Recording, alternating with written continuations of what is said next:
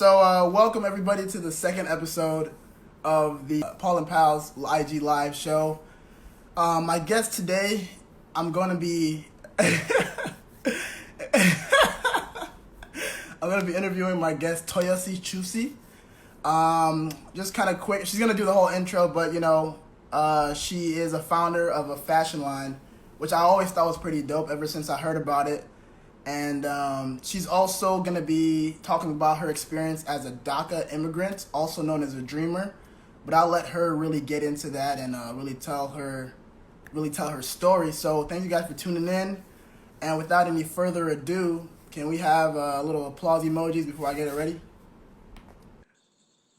Hey, what up? What up? hello. How you doing? Good. Can you hear me well? Everything's good? Yep, I can hear you.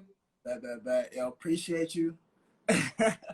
Appreciate you joining. So as I did a little, intro for you, but I kind of first want to start by asking you, like, how you doing right now? How's COVID treating you? How you living? COVID has been interesting. I'm kind of upset with how Texans are acting, though, because they're really acting like we're back to normal since we started this phase reopening. And it's like, nah, y'all, like, still wear your mask, still be social distancing, but they don't really care. I feel that. And so you mentioned Texas. So where you at right now? Where you living at? I'm in Austin. Austin, Texas. All right. So I'm gonna let you do the little intro about how we met. So I think we were talking about we couldn't really remember the exact moment, but I'll let you start. So let's just do a quick intro about who you are, all of that. Cool. Right. So I met you when I was interning for Shell in 2016. I was in Houston at that time, so like Houston is home, obviously. So we met at some point during this internship, but I don't remember the exact moment.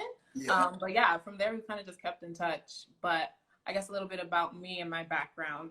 So I worked at Shell, which indicates that like I wasn't always doing fashion this entire time. So I went to UT, which is why I'm in Austin, and I actually studied chemical engineering. But while I was at school, I kind of felt like I needed a creative outlet outside of engineering, and I was just really limited to what I could do with engineering. So I actually decided to focus in textile engineering, which like, I don't know how your program worked, but like we had to like declare a focus area when we had our major as chemical engineering. And so like, I've always been interested in textiles and like how that works. Because when I think about fibers and fabrics, like we've been making these the same way for hundreds of years. And so I was just interested to see like what the future of textiles was. So I started like learning about flame retardancy or elasticity, things like that related to textiles. But I also had taught myself how to sew during my sophomore year of college. And so I had this interest in also like being creative and making things. And I decided to actually take some sewing classes in college. And then from there, I figured out that like sewing was really something that brought me joy, and it was a passion of mine. And just making making garments that really like related to my identity as like both a Nigerian, but also being an American. So like, I feel like I exist in this like flux space where my parents are Nigerian, I was born in Nigeria, but I grew up in America. And so when I identified with my culture, it like kind of shuffles between the two. When did you move to the States? I moved to the US when I was 2, but we like moved around to Atlanta, Philly, New York, and then we finally settled down in Houston. Got you. Yeah. And just to go back, you said your major was chemical, but you focused in textile within that? Yeah, like, exactly. Okay. And like that didn't exist, so I had to like petition the dean and explain that like we actually have this entire department at school that actually focuses on textiles and apparel. So I had to explain how it related to chemical engineering, and eventually they let me do it. Wait, hold up. Wait, so it didn't exist, but you just said, yo, I need this focus? Yeah, it didn't exist. I wasn't interested in anything that they had already laid out for us, so I kind of charted my own path. Word. So, and I guess that's one thing I was always curious about, because I always knew you from chemical engineering. I knew you were oil and gas, but like, has fashion always been a part of your like, I don't know, interest, or was it just like a college thing where you wanted to express it via fashion? I think it like came to fruition during college, but I'd always been interested in fashion just because like when I was growing up and I think about the way that we consume fashion in Nigeria, like a lot of the things are bespoke or like you make it yourself. So you'll go to the market, go pick out the fabric that you want, and then you'll find a seamstress or a tailor, give them the like sketch of the design you want made for you, and then they'll make it for you using the fabric that you've chosen. So like I've always had an interest in like making my own stuff. But whenever that was like whenever my mom would like send these sketches and ideas to our tailors in Nigeria to make me things to wear, I like never actually liked how they look. So I just came to the point where it's like, just give me the fabric, I'll learn how to sew, and I'll just make it myself. So that's kind of how it happened. Okay. And one interesting thing, I don't know if you already kind of touched on it briefly, is that we met during an internship at Shell, right? But do you currently work at Shell? No, I don't work at Shell. Oil and gas is definitely like in the past at this point. I work for Accenture doing marketing and brand management. Marketing and brand management. And I guess you're gonna kind of talk about it with the whole DACA thing, but was it at that time, was Shell kind of like I'm gonna go in oil and gas, or you kind of knew it the whole time that I want to do something that's kind of different than what I'm doing? No, so I never thought about pursuing fashion full time or like actually being serious about it. I just always thought it was gonna be a hobby. But when I like decided to major in chemical engineering, I knew that like okay, so the way that I work is like I just always go for the best. So I knew that I wanted to do engineering. So I was like, okay, which engineering do I want to do? My interests are in math and science, and I like chemistry, so chemical engineering made the most sense, and it was also like one of the most lucrative majors. And then I was like, okay, what's the top university for chemical engineering? And UT was one of them. And then I was like, okay, what's a good internship if you major in chemical engineering? And like I think at that point, Shell was like in the Fortune 10 company, and so I didn't like know that I wanted to work in oil and gas, but I knew that I wanted to be successful, and so Shell kind of just made the most sense, and that's kind of how I ended up there. But when I was in the internship, I didn't like it like at all, and I went back for 2 years, and I was just kind of doing it because it felt like the right thing to do versus like what I actually wanted to do. And also there's just like obviously like that parental pressure to work in oil and gas, be an engineer, so I never really like defined what I wanted for myself. I kind of just did what other people expected from me. I feel you. And kind of like, what's the update on the Shusi line right now? Because I mean, I don't really know all that goes into like fashion designing and all that, but like, I guess, have you been doing it more because of COVID, because you kind of like not been able to go out, or you kind of been more focused on your actual 9 to 5? It's kind of a mix of both. Since I am working from home, my home has now become my office, but also my studio space. And so I'm literally staring at like my dress form, but also staring at my 2 monitors that I have in my living room. But what I'm doing right now with Shusi is I already have all of this fabric and materials that I've been using for the clothing line. So I'm actually using it to make masks. I know that there's like a shortage right now with access to masks for not just like healthcare workers, but also just the everyday person that whenever they're going out in public, they want to wear a cloth covering over their face. So I've been making masks, and I've actually been using the proceeds from the sales to donate to a food drive fund that my family in Nigeria is running. So my aunt owns a catering company there. And like, obviously that Nigeria is also in lockdown, but when you think about how COVID affects countries that aren't just impacted by the number of cases, they're impacted by the lack of access. There's a lot of people that depend on daily wages for like food and resources. And so now that the country's locked down, they don't have access to getting any money. So my aunt has been actually using her catering staff in her kitchen to pass out food to the community there. Okay, that's dope. You got a lot going on, and I wanted you to touch in on this a little bit more too. Is for people that don't know, what is a DACA recipient? Like, what is that? Like, what aspect of that does that really touch? Yeah, and I think to tell that story, I need to like go back to like my immigration story. So like I mentioned, I was born in Nigeria, but I came to the U.S. when I was 2, and I actually grew up in a pretty mixed household. And like what that means is there were U.S. citizens, there were green card holders, there were visa holders, and I didn't really realize that I was undocumented until I was in high school. So it was when I was actually applying for college, and I was like, oh wait, if I try and go out of state, I'm going to be considered an international student. And like things were not adding up at that point. And I just grown up thinking that my parents were really like protective, So but really they were trying to. you never had that conversation up to No, we never had a conversation. Like, they just let me live life not knowing. But at the same time, like, I couldn't get a driver's license. I couldn't get a job. And again, I just thought that I had overbearing parents, but that wasn't the case. Like, literally, they were trying to protect me from getting deported. Wow. Yeah.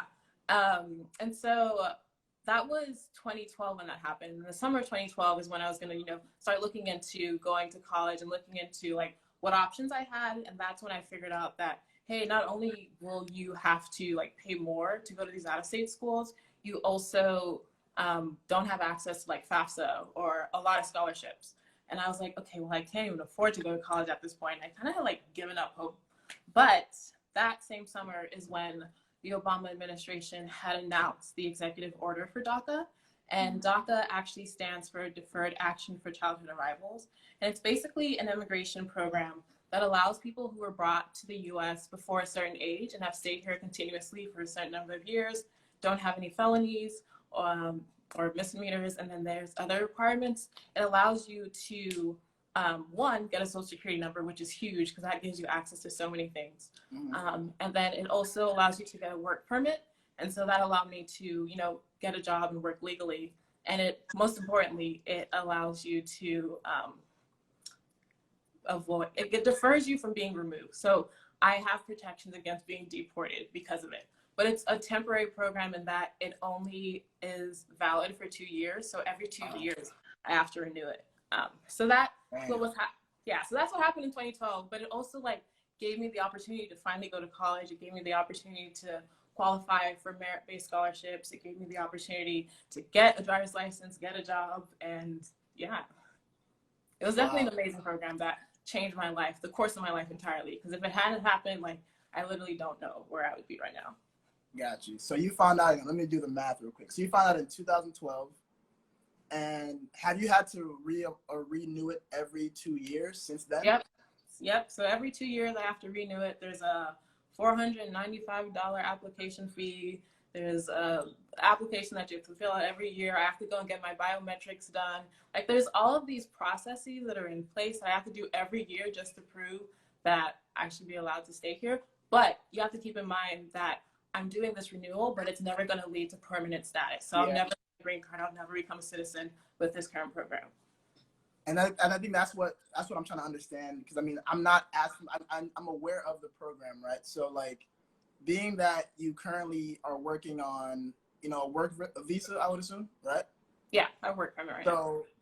And I know obviously your company understands that, but since you're renewing every year, but you're not renewing towards permanent residency, is there, I guess, what's the game plan? I can't have a game plan. There's too many factors right now that are outside of my control. And unfortunately, the U.S. immigration system is really broken, and there is no path for me to become a citizen unless I get married. So, if there's anybody in the comments. But that's literally... Drop a wedding ring in the chat. But yeah, that's honestly one of the few paths that I have. Or I can decide to leave the country and try and reapply. But if I leave the U.S., I get banned for 10 years from coming back. So I can leave, try and reapply, and there's no guarantee that you get a visa. And if you think about what Trump is doing right now, Nigerians can't even get in and, like, get a green card or apply for visas right now. So it wouldn't even matter. Dang. Yeah. 10 years? That's steep. I guess you don't be going out for spring break, huh? You be saying that. Then we got Mandy saying, how much is the bride price? I mean, the dowry's still high. Hey, this man Mandy foolish. All right, that's crazy. So then, I guess one thing I also, because I think I also kind of take it as a privilege, because obviously when I moved here, my dad won the visa lottery. So, it's kind of like a path to permanent residency where you knew eventually you're going to get citizenship, right? And I kind of don't have that fear of, like, oh, I can never do this. But, like, I guess, how is every day? Are you always thinking about that? Or are you just kind of just living life like how you can? It's definitely always in the back of my mind. There's no way I can ignore that, that's the reality that I live in. But I also have accepted that it is my new normal. But, like, in addition, like, when Trump became president, he's obviously had a lot of xenophobic, policies that he's been pushing forward. And just an onslaught, a vendetta against immigrants. But one of the policies that he promised was that he would actually end DACA. And technically, DACA has been ended. So it ended in 2017 when he came into office. So what that means for me is that, and me and people like me, is that one, there's no more new applicants. So there's a lot of people who have heard about DACA and they were waiting till they turned a certain age to apply for it, but now they can no longer. But for me, luckily, there's been a lot of pushback from local courts and state governments that are saying that, hey, this system has been in place and it's benefited like 800,000 people. So it doesn't make sense for you to now tell them that they've been doing that. You can't just take it away from them. Like, you're taking away their livelihood at this point. And so there's a lot of battles in the lower courts, and eventually it's gotten pushed up all the way to the Supreme Court. So there was a Supreme Court hearing in November to decide if DACA is actually constitutional. And we're waiting right now to see if they're going to make a decision. They actually make decisions every Monday and Thursday. So like every Monday and Thursday, I'm always checking to see, is this going to be the moment? And going back to that November, I think I remember randomly seeing on your story, like you were somewhere in DC. I don't know exactly where, but like, can you kind of like refresh my memory on what happened? Yeah. So when I found out that I had DACA, I for one, definitely felt like I was alone.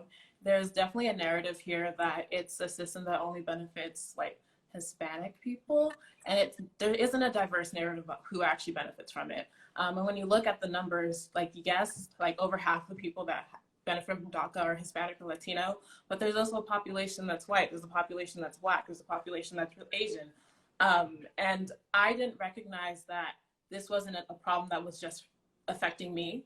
And so I actually came across an immigration advocacy group called Undocu Black, and they advocate for Black immigrants, whether it is undocumented Black immigrants or immigrants that have TPS status or immigrants that are refugees or asylum seekers. So I came across Undocu Black, I joined their network, and it's basically a coalition of people all over the US, and we basically have different chapters in each city if you have a large enough community in that city, or you can join work virtually. And so they had put a call out to get people to come and rally in front of the Supreme Court and actually sit in on the session during the DACA hearing, because they wanted to make sure that Black faces were represented. They wanted to make sure that people understood that this isn't just a problem that affects one kind of person. So they invited me to join them at that Supreme Court hearing, and we basically participated in the rally there. We, we're loud and proud, and we show that, hey, we're undocumented and afraid. That's basically the saying that we've adopted, and we want to make sure that the Black narrative didn't get ignored. So that was the focus for that. And within that, like, there are some amazing people in that network. I don't know if you guys remember when 21 Savage was in detention because we found out that he was actually a UK immigrant. So Undocu Black is actually the community that helped him get out. Oh, word? That was really dope. But yeah, so something else that we did is we actually got to join the press conference with Nancy Pelosi. We got to meet Chuck Schumer and just really tell our stories and talk about the expectations and what we need. So yeah. We got to talk with the top heads of Congress. Top dogs. Yeah. So it's like crazy because there's so many citizens that don't even get that opportunity. So like the fact that I did. Dang, you ain't even a citizen. That's why. I know. That's why. Oh, I forgot. We got some questions coming in. Okay. Hold up. I'm gonna start it up. First question from the boy Carl. In terms of, That's long. Yeah. Can you read the whole thing? No. I'm gonna read it loud. Hold up. How did you go about switching careers from Shell to Accenture? In terms of, did you need to gain an experience / jump through any loops to get started? No, I didn't. So Accenture recruits engineers because they are looking for not a specific skill set, but the way that you think. And so when I was recruiting with Accenture, the way that like the recruitment process works is that there's actually a case study. And so you kind of just have to have a base understanding of like business acumen and different solutions that you can propose in those 6 cases. So I didn't have like a really huge learning curve when I was switching from Shell to Accenture, but a lot of the learnings that I like took out of my internship at Shell, I'm able to apply to Accenture. I think the biggest switch is that I started with consulting in Accenture and not in marketing, and I knew nothing about marketing. So that's probably been the biggest area where there's been a learning curve, but there's definitely been like trainings I've been able to take while I've been there to like help me come up to speed. Okay. Yeah, does that answer your long ass question, Carl? And once again, if y'all have questions, I don't know if there's been any questions in the comments, just send them in via the little question feature right there. One question I thought about as you were talking about Accenture is like, you know, with the, I don't know how the work visa set up. Is that something that is kind of taboo to discuss with your manager? Is that kind of like, is that HR reaching to you out like, hey, it's been 2 years, like what's up? Yeah, it's definitely HR that reaches out. My manager, I mean, they might know because my status technically says non-resident alien, which I hate the term alien when people talk about immigrants. Did you lose me on my back? But you good? Okay, yeah. Wi-Fi yeah. channel? All right, bet. Okay. So there is a lot of sensitivity around it, but like when I was interviewing, one of the questions that they'll ask you is if you need sponsorship now or in the future. And again, like it's a very weird question for me to be able to answer because since DACA is something that's renewable, like technically the answer is no, but now we're in the situation where like DACA's canceled. So like I kind of need to be sponsored if it goes away forever. So I couldn't really answer that question, but I was upfront. Like I've always felt like I needed to be upfront and honest about this because I felt like if I like tried to hide, if there was ever a situation where I was in trouble, I wouldn't have someone to go to. So I definitely felt like it was important for me to be honest, but HR will definitely be on your back about getting your visa renewed. Like they emailed me at the beginning of the year and my thing doesn't expire until the end of this year. So yeah, they're on it. They said, we ain't trying to catch a quick case. No. I got another question from the Juan Day. Nice and short. Yeah. Okay. How do you keep your creativity flowing for Shusi? That is a good question. So I think for my creative process, I am someone that like doesn't focus on the end result. I like really enjoy the process of making clothes. I like the process of, you know, designing. And when I think about my design process, like a lot of times I start with the fabric. So if I didn't even explain what Shusi is, but basically, I officially launched my brand in 2017 after taking all the sewing classes in college because I felt like I had a unique voice and perspective to bring to African fashion and African like print or African inspired prints.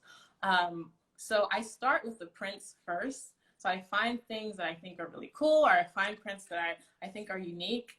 And then from there, I kind of like let that dictate the silhouettes or the styles that I end up creating. And to keep my creativity flowing, I definitely look to other creative sources, but I try and steer away from like looking at a bunch of like fashion and runway shows. I like listen to music, I'll watch short stories or short films and things like that. I kind of get inspired by what I see and the emotions and the stories that are being told there. But the overall vision for the brand is to be culturally focused and culturally conscious. And for me, what that means is actually focusing on preserving the cultures of Africa and making sure that people understand that Africa isn't a monolith. And that goes down to the fabrics and the textiles that we're wearing. So like when you say African print, like that literally makes no sense because there is no one print that defines an entire continent. There is a continent that's made up of many different textiles and prints. And so I've kind of taken a step back and I've actually moved away from using a bunch of like Ankara fabric and actually using the textiles that are specific to regions, specific to ethnic groups, specific to countries. So like what I'm wearing right now is actually one of my pieces and it's like a hand-dyed fabric that's made by, yeah, it's a hand-dyed fabric from like the Yoruba tribe called Adire. And so I kind of start with like understanding the history and the context behind that fabric. And that also inspires the creativity that, you know, results in the garments that I make, if that makes sense. Right. Hopefully that answers the question. Yeah, another one from little bro. What up, Peter? Do you have any advice on finding what type of job or industry you like to work in? Man, why don't you ask me that, bro? Like, what? He doesn't care about your advice, too. Hey, bro. All right. I think you should. Okay, So I'm actually reading this book that kind of talks about how a lot of times you get overwhelmed because there are so many options out there. And so I think you just have to focus on like narrowing it down to like maybe 5 or 6 industries that you're interested in. Like, don't really think that you can be out here doing everything. Like, you really got to narrow it down to those 5 or 6. And then from there, like, you kind of have to just take stock of like, okay, your interests. And then from there, I think you can like really pick what you want to align with. Yeah, was your Wi-Fi going right now, or was that me? I was just checking. I don't know. You look paused. Oh, where? Dang, it's quiet. I got too much going on. Mm-hmm. But you might want to redo that question real quick, just in case anybody missed it. Okay. Yeah. So my advice is like to narrow down your options. Like, yes, people tell you that you can do everything and anything, but that's not true. So like, actually pick things that you could actually do that are feasible. And then from there, Someone said I got basic. Hey, what's wrong with Comcast, bro? They gotta relax, man. Y'all mean. I'm sorry for interrupting. That's fine. That's fine. I just said narrow down your interests. Like, don't think you can do everything. And then once you narrow down those interests, like, see if there's any way you can test out, like, in small ways, what they align with. Or talk to people, schedule coffee chats. Like, LinkedIn is your best friend. Like, talk to people in the industry. Facts. Good question, Peter, but let's talk after this, bro. I got another question, though, from my cousin, Michael. What up, I do not speak. Why would you expose me like this? No. Yeah, you look dope now, bro. You look dope. No, I don't speak it fluently. I can like understand it a little bit, and I've been watching a lot of Nollywood films, so that's kind of helped. Bad. I'm gonna take that one off. And hold on. Oh, I forgot to actually mention. I don't know if people at the beginning missed it. Kind of going back to Shusi. Yeah, so I wanted to give a shout out to you for the little giveaway you wanted to do. So just for the people that missed it, we're going to be doing 2 winners this time. And she's actually willing to give out some of her fanny packs that she made. I don't know if you have them right next to you to show real quick, but Yeah. Are you ready? I do. Stay ready. All right, so there's this one, and I can actually talk about this. So like, this fabric here is inspired by Kuba cloth. Kuba cloth comes from the Congo. So you see like all of these geometric shapes. This is just a digital print, but it is inspired by that cloth. And then this one is another fanny pack, but it's inspired by Kente from Ghana. That's fire. So once again, if you're watching right now, all you need to do to be eligible to be in the raffle or whatever is after tomorrow night, I'm going to put some questions up from the interview. And if you were paying attention, just answer the questions. It's kind of funny because people got to chill. It's actually funny because I was actually very proud of the responses to the last episode. Like, people actually paid attention. And so I hope the same thing will come from this one because I think it's been going pretty well. Thank you, Olubisi. She's just trying to win a free one. Just slide in. And then one thing I kind of want to ask too, as we kind of get towards the end, is what's next for you? I know we already kind of talked about, like, there's really no game plan for the whole DACA situation, but I guess like for Shusi and all that stuff, I feel like that's something that you kind of, I'm assuming you have some big plans for. So what you got cooking right now? Yeah.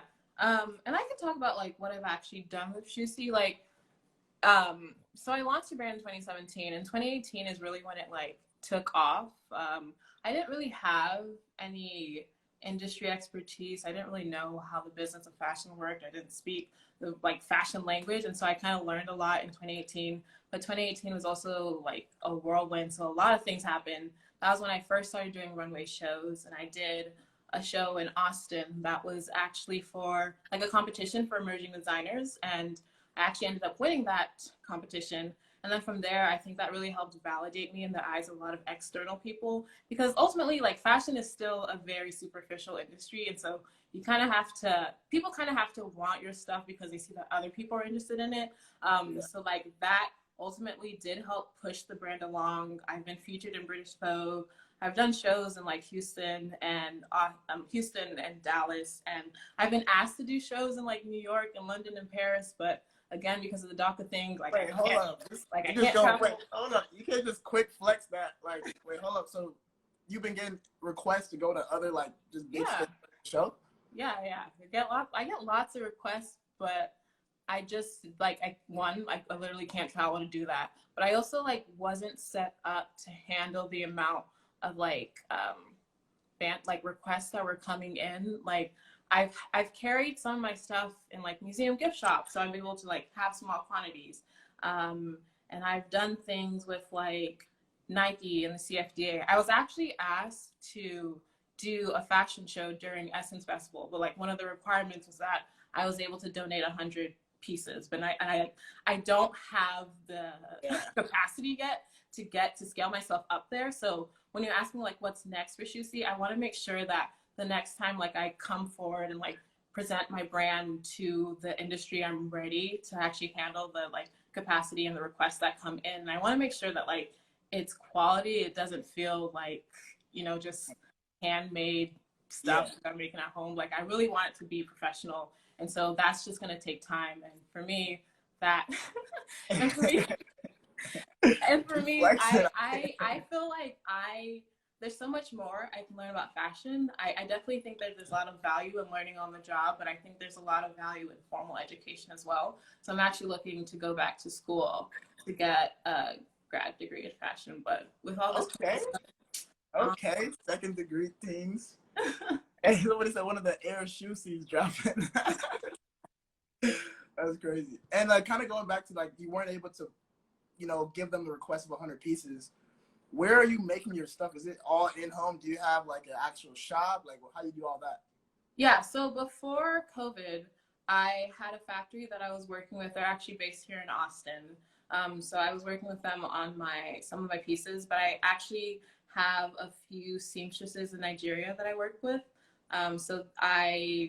It's cheaper to get things made there, but there's also the issue of quality control. And so I try and have my patterns and my samples made in the US so that I can send it abroad. So I know that, hey, these patterns are already fit and graded, like marked to the different sizes correctly. Yeah. And it doesn't feel like such a hack job. Literally all you guys got to do is sew it and I give you the fabric and then you send it back to me. Dang. And then how are you just like straight up shipping it in bulk, or are you kind of having like family that are about to travel and then you give it to them, or how's that happening? So that's what I was doing at first, but like now the quantity is so big that I just have to ship it. I use like DHL and stuff. Hey, okay, making money move. That's fire, yo. Another one. Cool. And then going back to the we're gonna say going back to the inventory and all that stuff. Like, how big is your team in America? Like what kind of help are you getting? I mean, the team is just me, but like I have freelancers that I work with. So I'll have illustrators that I work with. I have, there's a thing in fashion called a tech pack. So fashion is very technical, like it's creative, but most of your time isn't going to be spent sketching and drawing and sewing. Most of your time is actually going to be spent creating these tech packs, which are basically the blueprints to create the garment. So I have someone that I'll hire to create the tech packs for me. And then I have people that I will hire to make the samples, but like the core team is just me, myself, and I. But you know, as we grow, we'll be hiring. Hey, yo. That's amazing. I mean, that's very inspiring. I mean, I ain't got nothing physical I'm making, but it seems like the key, especially from last week's episode, is to find some people in Nigeria and then have them do all the work for you. Yep, they're low-key the plug. And also, like, Nigerians are really hard workers. And when you just think about, like, one, for me, I want to make sure that I'm employing people over there. Like, that's important to me that, like, I think when a lot of us come to the States or are born here, we kind of forget to give back. And so it's just really important to me that if there's any way that I can give back, I should be giving back. And one of the ways that I do that is, you know, by employing people there or having people actually, you know, create the textiles that I'm using yeah. That's dope. And I don't want to get too into your personal situation, obviously, with kind of what you mentioned earlier, but like, what are your parents' thoughts on everything? Like, do they know everything that's going on in your life, or like, are you just, I guess, what's the relationship like there?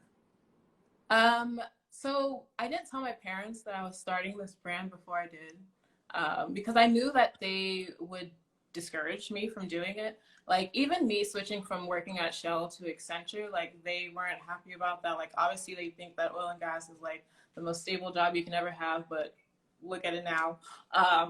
But so I didn't tell them about fashion because I knew that they would be hesitant and not that supportive, and I knew that I had to like kind of show them that I could do this first before I got them on board. But since I started, they've definitely been my biggest advocates. Like one of the reasons why I want to go back to grad school is because it was a suggestion from my mom.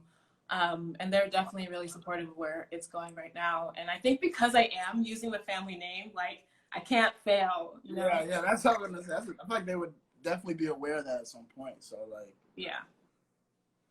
Word. And I'm gonna starting to wrap it up. So I guess you kind of dropped a lot of gems along the way, but what do you feel like is one thing that that motivates you and you feel like people should be aware of? That's a good question. So I am motivated by uplifting ignored communities. And I think that's twofold with like my DACA story, and that a lot of times Black immigrants get ignored from this narrative. And so I just want to make sure that if me, coming forward and telling my story allows this experience to be more humanized, I know that that's ultimately going to help aid with the resolution that, is going to come. So that's important to me. But also with fashion, I want to make sure that I'm uplifting the communities and the communities that are actually producing these textiles. Like the preservation of culture is like super important to me.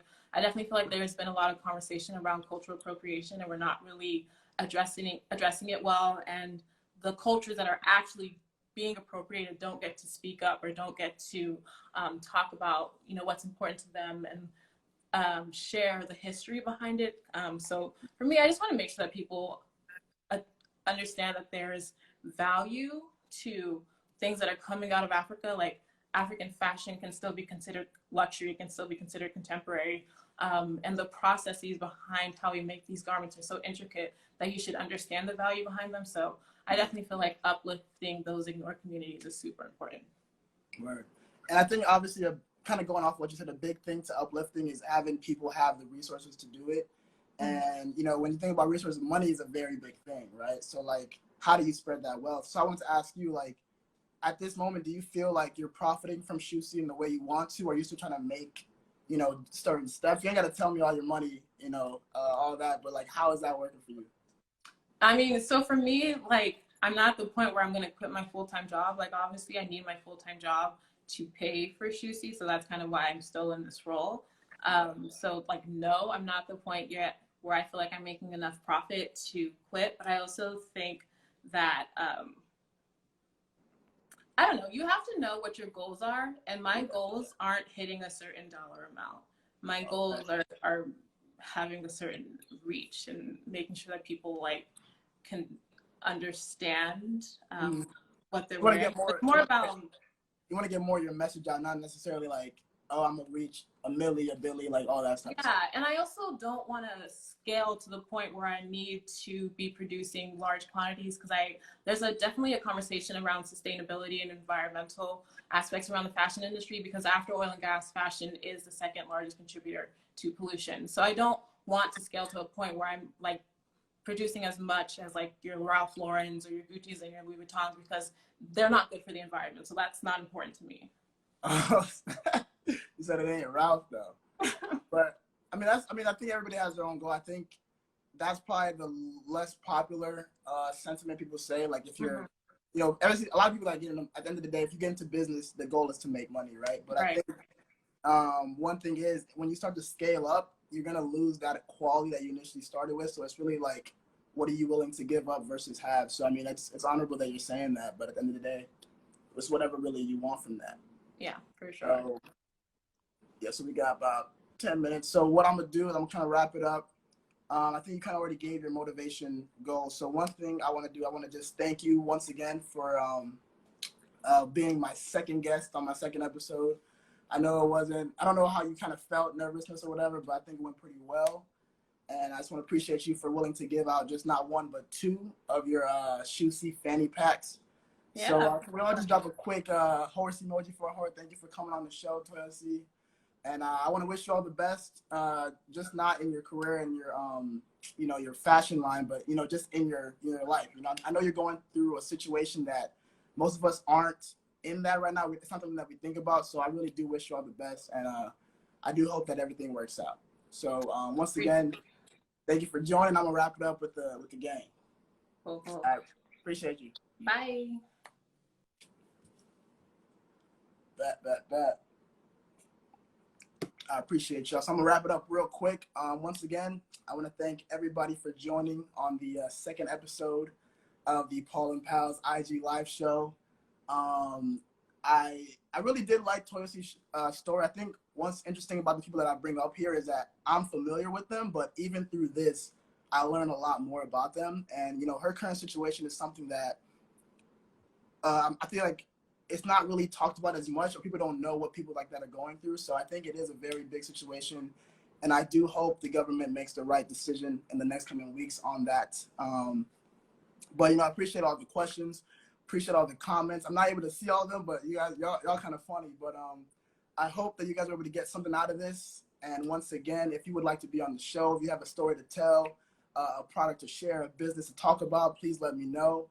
I got some, dates planned out so far, but I am excited to learn more about y'all, and hopefully the rest of the people that follow me are also excited.